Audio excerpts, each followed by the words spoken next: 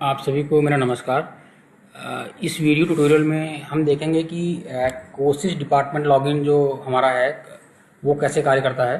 तो e-manu.up.gov.in पे आप होम पेज पे आप देखेंगे कि लॉगिन सेक्शन, इसका जो लॉगिन पैनल बना हुआ है, तो उसमें 4 तरह के पैनल्स दिए गए हैं। एक एजी ऑफिस है, फिर डिपार्टमेंट है, फिर ई नोटिस है और सबसे लास्ट में है कोर्सेज डिपार्टमेंट लॉगिन। जैसा कि मैंने आपको पहले भी जो डिपार्टमेंट का हमारा वीडियो ट्यूटोरियल है उसमें बताया है कि ये जो कोर्सेज डिपार्टमेंट लॉगिन है ये कुछ समय के लिए इस पर अवेलेबल है, जब तक कि जो ये डिपार्टमेंट सेक्शन ऊपर वाला मॉड्यूल है ये जब तक हमारा जो है इसका जो है सही तरीके से इसका कम्युनिकेशन जो है डिपार्टमेंट लेवल पे नहीं हो जाता है, तब तक के लिए हमारा जो है जो कोर्सेज डिपार्टमेंट लॉगिन है तब तक के लिए एक्टिव रहेगा। और जैसे ही हमारा जो डिपार्टमेंट को अवेयरनेस हो जाएगी कि हाँ जो ई मनु पे डिपार्टमेंट्स के लिए कैसे उसको कार्य करना है, तो ये जो कोर्सेज डिपार्टमेंट लॉगिन है तब यहाँ पे डीएक्टिवेट हो जाएगा।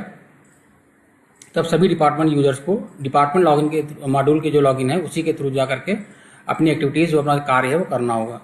तो अभी हम देखेंगे यहाँ पे कैसे कार्य करना है, इस पर कार्य करना है कोर्सेज डिपार्टमेंट लॉगिन पे। ये वैसे कार्य करता है जैसे कि आप courtcases.up.nic.in पे कार्य करते थे।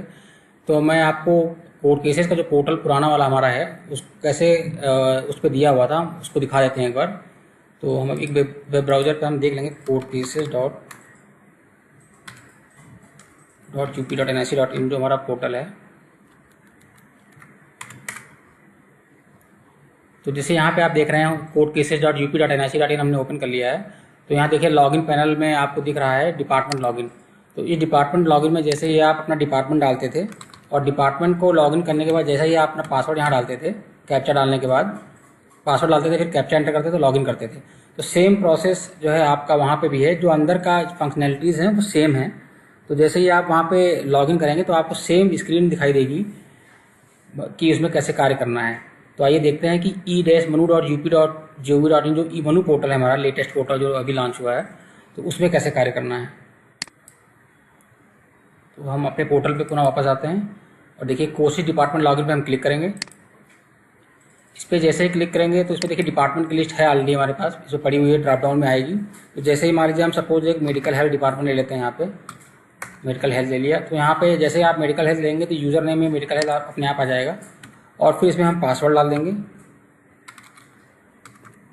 तो जैसे ही आप इसे पासवर्ड डालेंगे और फिर यहाँ पे कैप्चा एंटर करेंगे,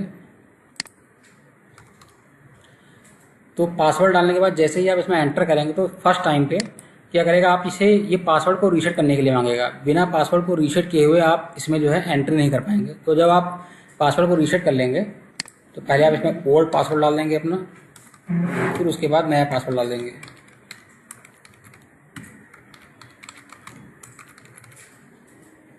फिर हम क्या करेंगे, इस पर चेंज पे क्लिक कर देंगे तो आपका ये पासवर्ड यहाँ चेंज हो जाएगा और ये पुनः आपको लॉग आउट कर देगा। फिर आपने जो पासवर्ड यहाँ पे अपडेटेड जो पासवर्ड अपडेट किया है या चेंज किया है जो पासवर्ड आपने, अब उसके माध्यम से इसमें लॉगिन करेंगे। तो दोबारा इस पर कोर्सेज डिपार्टमेंट लॉगिन पे क्लिक करेंगे, फिर हमने मेडिकल हेल्थ ले लिया और जो नया पासवर्ड हमने अपडेट किया है इसमें या चेंज किया है उसके थ्रू इसमें लॉगिन करेंगे।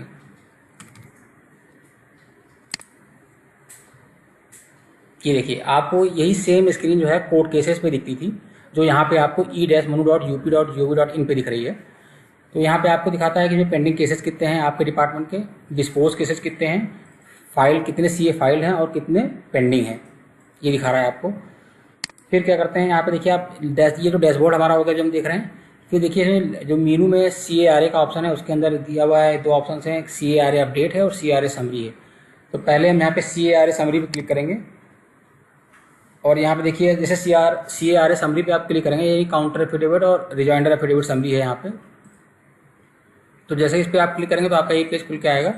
फिर आपको किस कोड का देखना है, मान लीजिए हमें लखनऊ बेंच का देखना है तो हम यहाँ लखनऊ बेंच पर क्लिक करेंगे और फिर जो है यहाँ पे सीधे फेच पे क्लिक कर देंगे। आप चाहें इसको और फिल्टर कर सकते हैं केस टाइप डाल करके और किस डेट से किस डेट के बीच के देखने हैं, डेट रेंज में वो देख सकते हैं।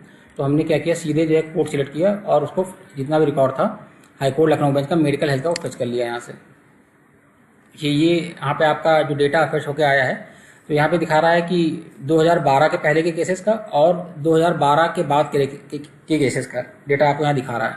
तो पेंडेंसी ऑफ केसेस देखिए यहाँ पे दिखा रहा है cases year 2012 onward medical health, pending cases आपके 2038 और CA फाइल जिनमें है 1127 में CA फाइल है, और CA नॉट फाइल 911 केसेस में CA नॉट फाइल है। तो जिनमें CA नॉट फाइल है हम उसमें देख लेंगे कि किसमें CA नहीं फाइल है, और उसमें एक CA फाइल करके देख लेंगे कैसे फाइल करते हैं उसको। तो ये मैं अपने आप को अपने लोकल सिस्टम पे दिखा रहा हूँ। तो हम देखते हैं इसको डाउनलोड करके इसमें क्या डाउनलोड होता है फाइल में। देखिए एक्सेल फाइल आपकी डाउनलोड हो जाएगी 911 जब केसेस हैं इसमें। तो जो ये नंबर ऑफ रिकॉर्ड्स आपके 911 हैं वो सेम इसी फाइल में जो एक्सेल फाइल डाउनलोड हुई होगी उसमें सेम रिकॉर्ड दिखाया काउंट में। देखिए 911 रिकॉर्ड्स यहाँ पे दिखा रहा है। अब किसी एक पर्टिकुलर केस को हम ले लेते हैं जिसमें CA नहीं फाइल है, उसको हम ले लेंगे। जैसे हमने ये ले लिया, मान लीजिए आगरा का एक केस है, रीड A4801/2024। अब हम इसको जो है इसका हम CA फाइल करेंगे यहाँ पे, जैसे आप उसमें करते हैं सेम एज प्रोसेस इसमें है। तो यहाँ पे हमने कोर्ट जो कि लखनऊ बेंच का था, ये हमने केस टाइप ले लिया, रीड A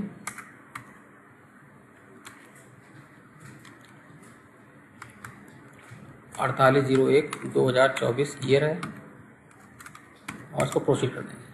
अब देखेंगे क्या ये पार्टी नेम सही आ रहा है जो हमने केस वहाँ से उठाया है। एक जो केस है मीना राजपूत वाइफ ऑफ ऋषिंद्र कुमार सिंह। देखिए सेम केस है हमारा, सेम इन्फॉर्मेशन यहाँ पर डिस्प्ले हो रही है मेडिकल हेल्थ की। अब CA आपको फाइल करना है। सपोज अगर आपको जो भी काउंटर आपसे कहा गया हो फाइल करने के लिए वो आप यहाँ से फाइल कर सकते हैं। मान लीजिए काउंटर एफिडेविट हमने फाइल कर दिया, हमने करंट डेट ले ली, ठीक है, और इसको अपडेट कर दिया। तो जैसे ही आप अपडेट करेंगे तो आप वहाँ पे देखेंगे जहाँ पे आपने रिकॉर्ड फेच किया था इसका, वहाँ उसका काउंटर घट जाएगा। जैसे हमने किया लखनऊ बेंच, CRA समरी में हम देखेंगे दोबारा से लखनऊ बेंच। ये देखिए CA नॉट फाइल 910, अब पहले 911 दिखा रहा था, अब ये 910 हो गया है।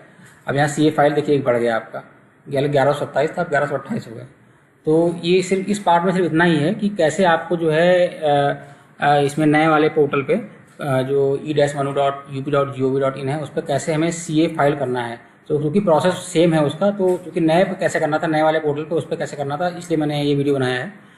तो इससे आप समझ गए होंगे कि हमें इस नए वाले पोर्टल पे कैसे CA फाइल करना है।